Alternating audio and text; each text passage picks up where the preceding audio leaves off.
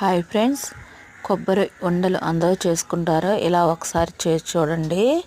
ఇదివరకు మన అమ్మమ్మలు నానమ్మలు చేసే వంటకం ఇది. ఇప్పుడు పాకం వచ్చిన తర్వాత దాన్ని వడకట్టి మళ్ళీ చేస్తున్నారు కదా ఫ్రెండ్స్. అవసరం లేదు.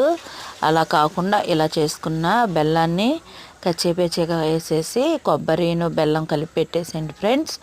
ఆ బెల్లము ఊరి అయ్యే లోపల కొబ్బరి కూడా చక్కగా మగ్గిపోతుంది ఫ్రెండ్స్. ఇదిగోండి, ఒక మీడియం ఫ్లేమ్లో పెట్టుకుని తిప్పుకుంటే బెల్లం కరిగే లోపల ఆ పొయ్యి మీద ఉన్న వేడికి కొబ్బరి కూడా మగ్గిపోయి మనం పాకం పట్టింది గట్టిగా ఉంటుంది కదా ఫ్రెండ్స్. అలా కాకుండా ఇది మెత్తగాను చాలా సూపర్ టేస్టీగా ఉంటుంది ఫ్రెండ్స్.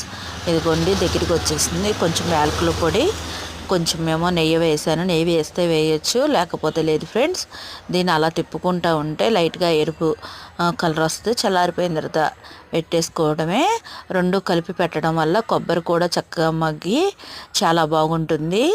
ఇది ఇదివరకు వంట, ఇప్పుడేమో పాకం పట్టి దాంట్లో వేసి తిప్పి చేస్తున్నారు ఫ్రెండ్స్. ఇలా ఒకసారి చేసి చూడండి, చాలా బాగుంటుంది కొబ్బరి ఉండలు. ఇదిగోండి, కలర్ కూడా మారుతుంది కదా. నేను ప్యాక్ కూడా చేశాను, ఎవరో అడిగారు. ఒక్కోటి ఏమో అమ్మటానికిను, రెండు కాడికేమో ఎవరో బయట అడిగిన చాటుకి. ఇదిగోండి, చాలా నీట్గా వచ్చింది ఫ్రెండ్స్. లైక్ చేయండి, షేర్ చేయండి, సబ్స్క్రైబ్ చేయండి. ఎలా ఉందో కామెంట్ బాక్స్లో పెట్టండి.